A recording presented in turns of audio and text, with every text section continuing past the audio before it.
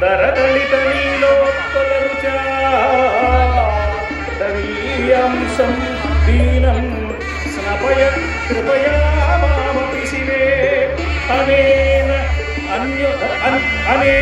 అయం ధన్యో భవతి నచే ఆనిర్యత వనేవా హర్మ్యేవా సమకర్మి పాతో హిమకరః. అమ్మా, ఎంత దూరమైన చూడగలిగిన చూపు నీది, నువ్వు విశాలాక్షివి కదా. ఎంతో దూరంగా నీవెక్కడో హిమాలయాల్లో ఉంటే నేను కాలడిలో ఉన్నానమ్మా.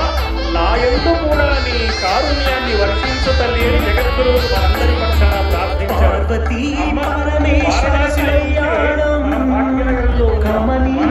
భాగ్యనగరానికి ఈ వాక్యాన్ని మనకు కలిగించిన మహనీయులు రచనా టెలివిజన్ నిర్వాహకులైన మాన్య మహోదయులు. సాధారణంగా కథలన్నీ కంచికి వెళతాయి,